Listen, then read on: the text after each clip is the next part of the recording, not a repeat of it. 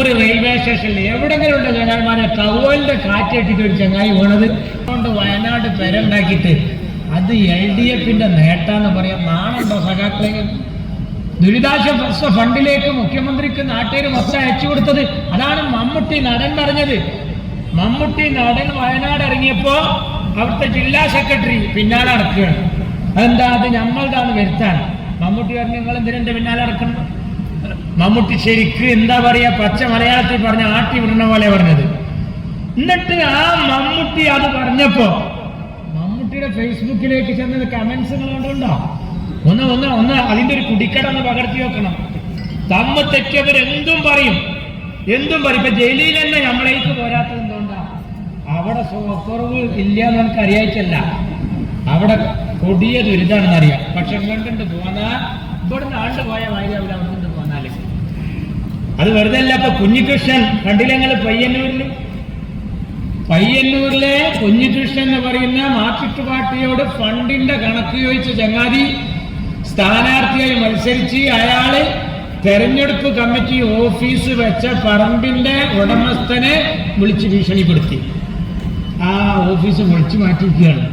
ഇതേതാ പാർട്ടി? ഇവരോടെങ്ങനെ കളിച്ചാൽ എന്താകും സ്ഥിതി എന്ന് ഇവര് ബോധ്യപ്പെടുത്തിയിട്ടുണ്ട്. നാട്ടുകാരെ മുഴുവൻ ആശാവർക്കർമാരെ പറ്റിച്ചവരായി ഇവര്, റേഷൻ ഷാപ്പുകാരെ പറ്റിച്ചവരാണ് ഇവര്, മാവേലി സ്റ്റോറിനെ പറ്റിച്ചവരാണ് ഇവർ, ഉച്ചക്കഞ്ഞിയിൽ ഹെഡ്മാഷ്മാരെ വഞ്ചിച്ചവരാണ് ഇവര്, കുടുംബശ്രീക്കാര് പാവങ്ങളോട് സബ്സിഡി ഇല്ലെന്ന് പറഞ്ഞ് ജനകീയ ഹോട്ടൽ തുടങ്ങി. 20 ഉറുപ്പ്യ ചോറിന് തിന്നാൻ പോയാൽ 10 കൊടുക്കും, 10 പിണറായി തരും എന്നിട്ടാണ് ഇത് വളമ്പിയത്. ഇപ്പൊ നമ്മളെ പൈസ വാങ്ങി വെച്ചു. പക്ഷെ സബ്സിഡി തരാത്ത കാരണത്താൽ ഈ പെണ്ണുങ്ങള് പാത്രം വാങ്ങിയ പൈസ കടത്തിലായി. ഓണർക്ക് അഡ്വാൻസ് കൊടുത്തത് കെട്ടുതാലി പണയം വെച്ചിട്ടാണ്. ഇപ്പൊ മാപ്പിളയും പെണ്ണുങ്ങളും തെറ്റി ഓർക്കില്ല. കുടുംബശ്രീയിലെ പെണ്ണിന് പിപ്പിരിയായിട്ടത് ആ VRC കൊണ്ടേക്ക് അഡ്മിറ്റ് ആക്കിക്കൊണ്ട് ഒരു പമ്പർന്നോളെ ഒരു 4-5 ദിവസം ഉറക്കുളി കഴിച്ച് നല്ല ഉറക്കം വന്നപ്പോ പുതിയാപ്പിള വന്ന് ഡിസ്ചാർജ് ചെയ്തുകൊണ്ടേ. അങ്ങനെ പെരേക്ക് കാറിൽ ഇങ്ങനെ പോകുമ്പോ പെരേക്കാണ്ട് തിരുമ്പോഴാണ് റോഡിന്റെ സൈഡിൽ ജനകീയ ഹോട്ടൽ എന്നുള്ള ബോർഡ്. അത് കണ്ടപ്പോ പിന്നെയും തുടങ്ങി ആണ്ടന്നെ കൊണ്ടിരിക്കണപ്പോ. അപ്പൊ എന്താ സംഭവം എന്നറിയോ? ഇത് കാണുമ്പോൾ ഷാർത്താകാണ്. ആരൊക്കെ ഇവര് പറ്റിക്കായി? പ്രവാസികളെ ദുബായി പോയി പറ്റിച്ച മുഖ്യമന്ത്രിയാണ്. 6 മാസം കഴിഞ്ഞാൽ നിങ്ങൾക്ക് ഇവിടുത്തെ ശമ്പളം പോലത്തെ ശമ്പളം തരും. നിങ്ങളെ കുട്ടികൾക്ക് പഠിക്കാൻ മലയാള ഭാഷയ്ക്ക് പ്രാധാന്യം നൽകുന്ന കേരള പബ്ലിക് സ്കൂളുകൾ ഉണ്ടാവും. ഇതൊക്കെ പറഞ്ഞിട്ട് പ്രവാസികളെ പറ്റിച്ചവരാണിവർ. ചെറുപ്പക്കാരോട് തൊഴിൽ തരാന്ന് പറഞ്ഞ് പറ്റിച്ചവരാണിവർ. 45 ലക്ഷം പേർക്ക് കൊടുക്കുന്ന പറഞ്ഞത്. ചില്ലറ നന്മക്കേടൊന്നല്ല ഇവിടെ. എല്ലാം കൊളായി. മിൽമ തൊട്ട് ഉപ്പ് തൊട്ട് കർപ്പൂരം വരെ. മിൽമയുടെ പരസ്യത്തിൽ എന്താ എഴുതുന്നത്? മിൽമ കേരളം കണി കണ്ടുണരുന്ന നന്മ എന്നായിരുന്നു. എന്നത് മാറ്റി എഴുതണം. മിൽമ കേരളം കെണിയിലകപ്പെട്ട തിന്മ എന്നെഴുതണം. ആ കോലത്തിലായി മാറി. എല്ലാം നശിപ്പിച്ചു. എന്നിട്ട് ഇവരെങ്ങനെ പൊക്കി നടക്കുന്നവർക്കൊക്കെ സീറ്റ്. നിങ്ങൾ ആലോചിച്ചു ഏതുണ്ടാക്കിയിട്ട് കുളം കലക്കും. അതല്ലേ ആരോഗ്യമന്ത്രി കണ്ണൂർ റെയിൽവേ സ്റ്റേഷനിൽ എവിടെങ്കിലും ഉണ്ട് ചങ്ങായിമാരെ ടവലിന്റെ കാറ്റേറ്റിട്ട് ഒരു ചങ്ങായി വീണത്. ഒരു കറുപ്പ് ശീല വീശിയിട്ട് ഒരു പമ്പർന്നോള് വീഴുക. അതന്നെ ഞാൻ എന്താ ചെയ്യേണ്ടിന്ന് ആലോചിച്ച് നടന്നതിന് 3-ാം നമ്പർ പ്ലാറ്റ്ഫോമിൽ. അപ്പോഴാണ് ഷംസീർ ചെന്നിട്ട് പറഞ്ഞത് എനിക്ക് സീരിയസ് ആണ്, ഞാൻ പ്രഖ്യാപിക്കാൻ പോകാൻ. വേഗം സീരിയസ് ആയിക്കാറ്. ഒരു സീരിയസ് ആയി. അപ്പൊ സീരിയസ് ആയി. അങ്ങനെ പോളിറ്റി ബ്യൂറോ അടിയന്തര യോഗം ചേർന്നിട്ട് കിടപ്പിലാണെന്ന് പ്രഖ്യാപിച്ചു. പിന്നെ കിടക്കല്ലാതെ നിവർത്തില്ല. പോയിട്ട് കിടക്കണ്ട എവിടെ?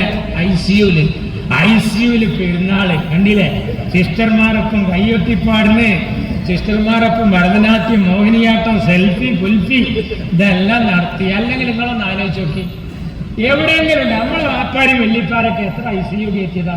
നേരിട്ട് ICUന്ന് പെരയെ കൂടുന്ന ഒരു മനുഷ്യല്ലാതെ വേറെ ഒരാള് ICUന്ന് 2 ദിവസം 3 കെട്ടിട്ടാണ് എല്ലായിടത്തും ഡിസ്ചാർജ് ചെയ്യല്. അതെന്താ അറിയോ? വീണക്കറിയാം. കാരണം ഈ പഹന്മാരെ വിശ്വസിക്കാൻ പറ്റൂല. ചിലപ്പോ 2 ദിവസം കിടന്നാല് ഇതിനെ എങ്ങനെയെങ്കിലും രക്തസാക്ഷിയാക്കി 140 മണ്ഡലത്തിൽ കൊണ്ടുനടക്കാൻ സാധ്യത ഉണ്ട് എന്ന് കേട്ടപ്പോ ആ പമ്പർന്നോൾ എണീച്ച് പാഞ്ഞതാണ്. അല്ലാതെ അവിടെ ഡിസ്ചാർജ് ഒന്നും ഉണ്ടായിട്ടില്ല. അതാണ് സത്യം. ഇത് മാർക്സിസ്റ്റ് പാർട്ടിയാണ്. മാർക്സിസ്റ്റ് പാർട്ടി എന്ന് പറഞ്ഞ പാർട്ടി ഒരു രക്തസാക്ഷിനെ വീണ് കിട്ടാൻ കാത്തിക്കുകയാണ്. വീണക്കതറിയാം. അതുകൊണ്ടാണ് വീണ് തടി സലാമത്താക്കിയത്. ഡിസ്ചാർജ് സമ്മറി വാങ്ങിയില്ല, ഇനി ഏത് മരുന്നാ കഴിക്കേണ്ടതെന്ന് തോന്നിയില്ല. അപ്പോഴാണ് നമ്മൾ കാണുന്നത് മുമ്പത്തെ തെരഞ്ഞെടുപ്പിലൊക്കെ കഴുത്ത് കെട്ടി നടന്നിരുന്നത്. എങ്ങനെങ്കിലൊക്കെ ഇതുപോലുള്ള വിദ്യകൾ ഉണ്ടാക്കുക. പക്ഷെ കണ്ടറിഞ്ഞ ആളുകൾ മുഴുവൻ ഈ പാർട്ടിയുടെ പോക്കിനെ പിടിച്ചു കിട്ടുകയാണ്. പലരുണ്ട്. കോഴിക്കോട് RJD തീരുമാനിച്ചിട്ടുണ്ട്, INL പല ആളുകളും തീരുമാനിച്ചിട്ടുണ്ട്, CPM ഉത്തരവാദിത്തപ്പെട്ടവർ തീരുമാനിച്ചിട്ടുണ്ട്. അതാണ് ഷൊർണൂരിൽ കാണുന്നത്, അതാണ് പല സ്ഥലത്തും കാണുന്നത്. കേരളത്തിലെ കമ്മ്യൂണിസ്റ്റുകാർ പോലും വെറുത്തിരിക്കുകയാണ്. അതുകൊണ്ട് തവനൂരിൽ നിന്ന് ഈ മാറ്റത്തിന്റെ അലയൊലി തുടങ്ങണം. തീർച്ചയായും അതൊരു നല്ല സംഭവമായിരിക്കും. നിങ്ങൾ VS ജോയിക്ക് നല്ല ഭൂരിപക്ഷം ഉണ്ടാക്കാൻ ശ്രമിക്കണം. ഇവിടെ നേരത്തെ സൂചിപ്പിച്ചതുപോലെ ഒരു 5-10 ദിവസമേ ഉള്ളൂ. അത് നല്ലതിനാണ്. കാരണം നമ്മളെ മക്കളെ കെട്ടിക്കുമ്പോൾ 3 മാസം ഉണ്ടെന്ന് പറഞ്ഞാൽ നമ്മളും താറും കത്ത് പിന്നടിക്കാം. മൂത്തമ്മാൻ്റെ പിന്നെ പറയാം, അമ്മായിയോടൊക്കെ മറ്റന്നാൾ പോകാന്നൊക്കെ ഞാൻ ആലോചിക്കും. എന്നാൽ പെട്ടെന്നൊരു നിക്കാഹുണ്ടായ അന്ന് അസർക്കാന്ന് തീരുമാനിച്ചാൽ ആ ഇരുന്നൊരു വിളിയാണ്. ആ വിളിയാണ് ഇപ്പൊ നടക്കുന്നത്. ആ ഉൾവിളി എല്ലാവർക്കും ഉണ്ടാവണം. ഈ വെല്ലുവിളി നമുക്ക് തീർക്കണം. അതിനുള്ള പോർവിളിയാകട്ടെ ഈ കൺവെൻഷൻ. നന്ദി. UDF.